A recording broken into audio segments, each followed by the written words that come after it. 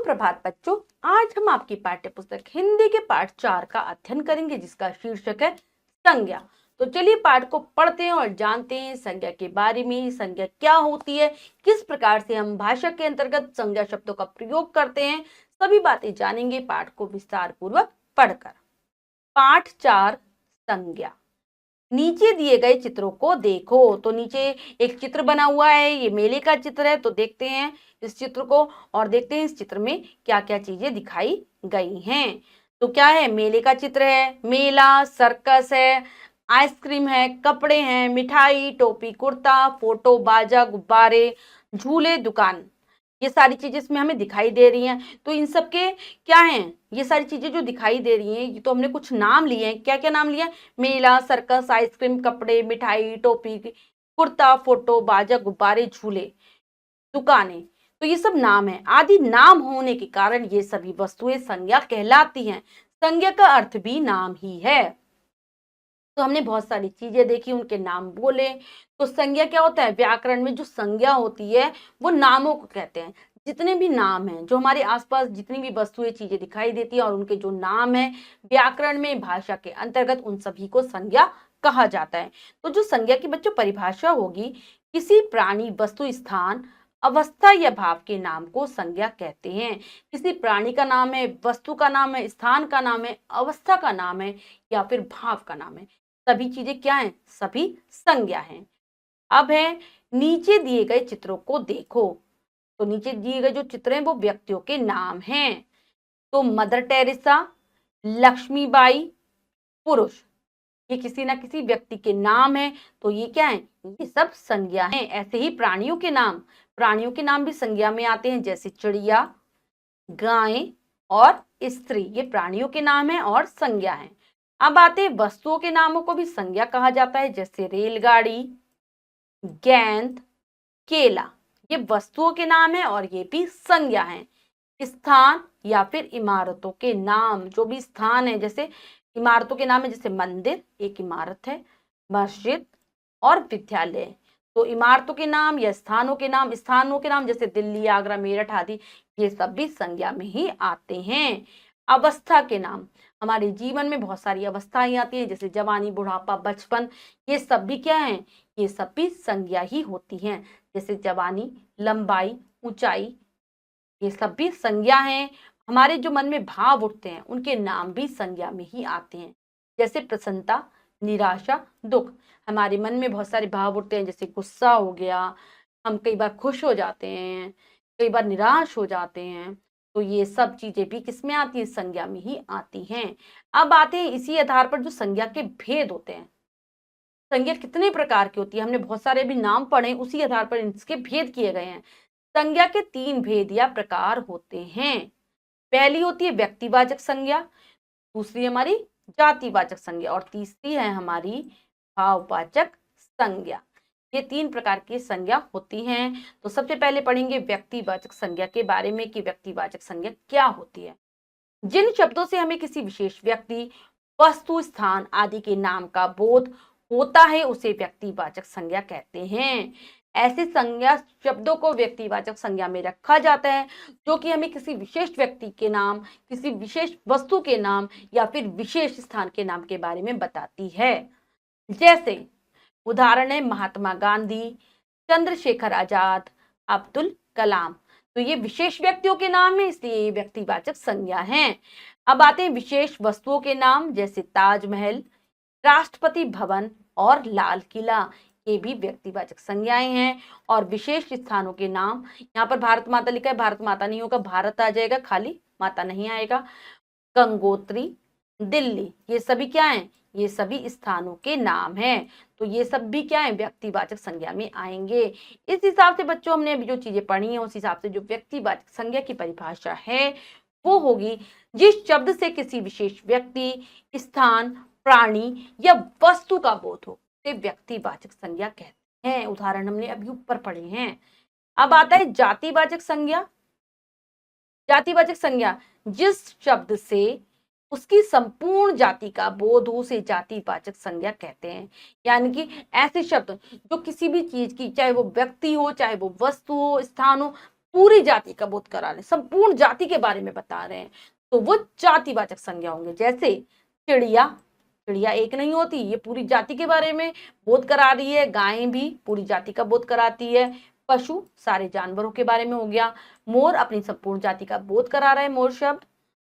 ऐसे ही कुत्ता, शेर, लड़की और हवाई जहाज, ये सारे शब्द हमें क्या कर रहे हैं, अपनी पूर्ण जाति का बोध करा रहे हैं, संपूर्ण जाति के बारे में बता रहे हैं।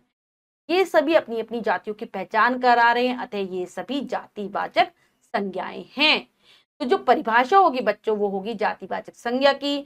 जो शब्द हमें व्यक्तियों, प्राणियों, स्थानों एवं वस्तु की जाति का बोध कराते हैं, उन्हें जातिवाचक संज्ञा कहते हैं। ऐसे सभी शब्द जातिवाचक संज्ञा में आएंगे जो उस वस्तु की, व्यक्ति की, स्थान की संपूर्ण जाति का बोध करा रहे होंगे।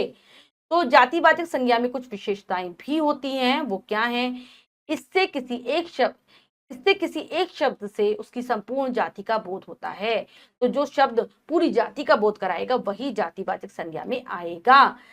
जब हम मनुष्य जाति का उल्लेख करते हैं तब इसमें समस्त नर, नारी, बच्चे आदि शामिल होते हैं। जब हम मनुष्य कहेंगे तो मनुष्यों की जो पूर्ण जाति है, चाहे वो नर हो, उसमें आदमी हो, मतलब उसमें औरत हो, चाहे फिर बच्चे ही क्यों ना हो, सभी वस्तुएं जातिवाचक संज्ञा के अंतर्गत आती हैं, क्योंकि वस्तुएं क्या होती है, पूरी जाति का बोध करा रही होती है। तो इसमें बच्चों एक विशेष बात ये होती है कि जातिवाचक जो संज्ञा है, जातिवाचक संज्ञा का विशेष नाम दे दिया जाए तो वह व्यक्तिवाचक संज्ञा बन जाती है।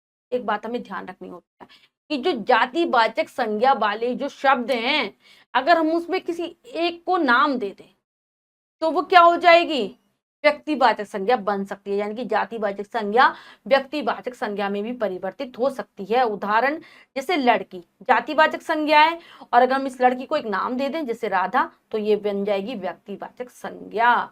पुरुष जातिवाचक संज्ञा, अगर हम पुरुष को नाम दे दें महात्मा गांधी, तो ये बन जाएगा व्यक्तिवाचक संज्ञा। अब अगली जो हमारी तीसरी जो संज्ञा है वो है भाववाचक संज्ञा। भाववाचक संज्ञा के बारे में पढ़ते हैं।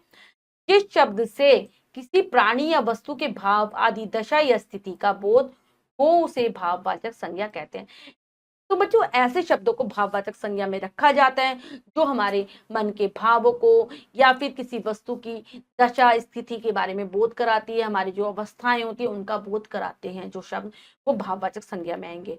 जैसे फूल की सुंदरता सबका मन मोह लेती है। अगला है प्रसन्नता सबको अच्छी लगती है। बुढ़ापा बड़ा दुखदाई होता है। तो यहाँ पर हमने 3 वाक्य पढ़े हैं। उपयुक्त वाक्यों में सुंदरता तथा प्रसन्नता, भाव तथा बुढ़ापा दशा या अवस्था प्रकट कर रहे हैं, अतः वे भाववाचक संज्ञाएं। तो हमने जो 3 वाक्य पढ़े उसमें आए थे सुंदरता, प्रसन्नता और बुढ़ापा। तो जो सुंदरता है जो और प्रसन्नता है, ये तो एक भाव हो गए, वस्तु के भाव हो गए, व्यक्तियों के भाव हो गए। लेकिन जो बुढ़ापा है वो एक अवस्था है। ये सभी क्या है, भाववाचक संज्ञाएं हैं। अब आते हैं भाववाचक संज्ञा का निर्माण हम किस प्रकार से कर सकते हैं। भाववाचक संज्ञाओं का निर्माण निम्नलिखित प्रकार से किया जाता है। तो किस प्रकार से करेंगे, यहाँ पर कुछ शब्द हैं और फिर भाववाचक संज्ञाएं बताई गई हैं। तो चलिए इन शब्दों को पढ़ते हैं और जानते हैं किस प्रकार से निर्माण होता है भाववाचक संज्ञाओं का। तो पहला है शब्द मित्र, मित्र से बन जाएगा मित्रता। भला से भलाई, उड़ से उड़ान, बच्चा से क्या बनेगा बचपन, खुश से खुशी, अच्छा से अच्छाई बन गया, बूढ़ा से बुढ़ापा बन गया, पढ़ से पढ़ाई बन गया और गर्म से गर्मी बन गया। तो इस प्रकार से हमने शब्दों से भाववाचक संज्ञाओं का निर्माण किया। अब आता है एक बार फिर से, बच्चों हमने अभी तक जो पढ़ा है उसको एक बार दोहरा लेते हैं, फिर से जान लेते हैं। किसी प्राणी, वस्तु, स्थान, अवस्था या भाव के नाम को संज्ञा कहते हैं। किसी व्यक्ति, वस्तु, स्थान, भाव और अवस्था के नाम को संज्ञा कहा जाता है। यानी कि जितने भी नाम है हमारे आसपास व्याकरण में, भाषा के अंतर्गत, उन सबको ही संज्ञा कहा जाता है। संज्ञा के 3 भेद होते हैं, जातिवाचक संज्ञा, व्यक्तिवाचक संज्ञा और भाववाचक संज्ञा। ये 3 भेद हैं। भाववाचक संज्ञा को स्पर्श नहीं किया जा सकता, केवल अनुभव किया जा सकता है। भाववाचक संज्ञा में हमें ये महत्वपूर्ण बात याद रखनी होती है, भाववाचक संज्ञा ऐसी संज्ञाएं होती हैं जिनको हम स्पर्श नहीं कर सकते, छू नहीं सकते, देख नहीं सकते, केवल अनुभव कर सकते हैं, महसूस कर सकते हैं। तो हमने संज्ञा पाठ को अच्छी प्रकार से बच्चों समझकर पढ़ लिया है। अब हम पाठ का अभ्यास कार्य करने जा रहे हैं और वो करेंगे हम क्या पढ़ा क्या सीखा के अंतर्गत। पहला प्रश्न है, निम्नलिखित प्रश्नों के उत्तर लिखो। इन प्रश्नों के उत्तर आप स्वयं देने का प्रयास करेंगे और कार्य अपनी अभ्यास पुस्तिका में कर लेंगे। एक बार प्रश्न पढ़ देती हूँ। संज्ञा की परिभाषा लिखो। संज्ञा की परिभाषा लिख देंगे। व्यक्तिवाचक संज्ञा किसे कहा जाता है, उदाहरण सहित दीजिए। तो व्यक्तिवाचक संज्ञा की परिभाषा आ जाएगी और उदाहरण आ जाएंगे। जातिवाचक संज्ञा किसे कहते हैं, उदाहरण सहित दीजिए। तो जातिवाचक संज्ञा की परिभाषा और उसके उदाहरण आ जाएंगे। फिर आते हैं भाववाचक संज्ञा की परिभाषा, उदाहरण सहित लिखो। तो भाववाचक संज्ञा की आप परिभाषा लिख देंगे और फिर उसके उदाहरण लिख देंगे। सब में हम दो दो उदाहरण लिख देंगे, वो भी पर्याप्त रहेगा। अगला है, नीचे दिए गए शब्दों को उचित शीर्षक के अंतर्गत लिखो। तो यहाँ पर बहुत सारे शब्द दिए गए हैं और इन शब्दों को हमें विभाजित करना है व्यक्तिवाचक संज्ञा, जातिवाचक संज्ञा और भाववाचक संज्ञा में। करते हैं। तो सबसे पहला है दिल्ली। तो दिल्ली किस में आएगा बच्चों, दिल्ली क्या है, एक राज्य का नाम है, तो ये आ जाएगा व्यक्तिवाचक संज्ञा। फिर है बुराई। बुराई क्या है, भाव है मन का, तो भाववाचक संज्ञा। मेज वस्तु है, तो जातिवाचक संज्ञा। रवि एक नाम है, तो व्यक्तिवाचक संज्ञा। महिला संपूर्ण नारी जाति के बारे में बता रही है, तो क्या है, जातिवाचक संज्ञा। सीता व्यक्तिवाचक संज्ञा क्योंकि नाम है। भारत एक नाम है देश का, तो ये भी व्यक्तिवाचक संज्ञा। पेड़ जातिवाचक संज्ञा। और खुशी, खुशी क्या है, मन का भाव है। मित्रता ये भी भाव हो गया। प्रेम ये भी भाव हो गया। और बॉल ये एक वस्तु है, ये आ जाएगी जातिवाचक। अब है, निम्नलिखित शब्दों से रिक्त स्थानों की पूर्ति करो। पहला है, सभी प्रकार के नामों को रिक्त स्थान कहा जाता है, तो आ जाएगा संज्ञा। संज्ञा तीन प्रकार की होती है। संज्ञा से किसी व्यक्ति या वस्तु के नाम का पता चलता है, तो व्यक्तिवाचक। व्यक्तिवाचक संज्ञा से किसी व्यक्ति या वस्तु के नाम का पता चलता है। जिस शब्द से उसकी संपूर्ण जाति का बोध हो उसे जातिवाचक संज्ञा कहते हैं।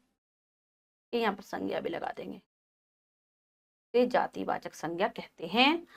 जिस शब्द से उसकी संपूर्ण जाति का बोध हो उसे जातिवाचक संज्ञा कहते हैं। निम्नलिखित शब्दों से भाववाचक संज्ञा बनाइए। तो वीर वीरता। पढ़ना, पढ़ना से क्या बनेगा, पढ़ाई। बुनना बुनाई।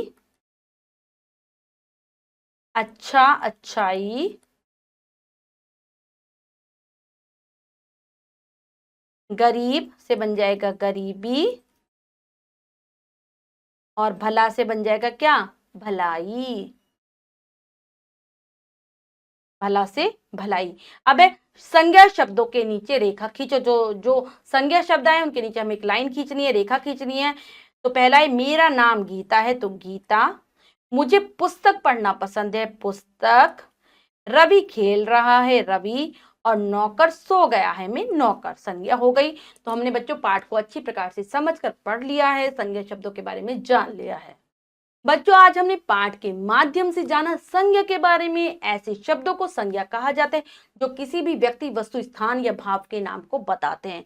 अर्थात व्याकरण में जितने भी नाम हैं सभी को संज्ञा कहा जाता है। आशा करती हूँ आपको ये पाठ बहुत अच्छे से समझ आ गया होगा। आप संज्ञा के बारे में फिर से जरूर पढ़ेंगे और संज्ञा की परिभाषा को याद कर लेंगे, उसके भेदों को भी याद कर लेंगे। मिलते हैं अगली कक्षा में नए पाठ के साथ। तब तक के लिए स्वस्थ रहिए, प्रसन्न रहिए। धन्यवाद।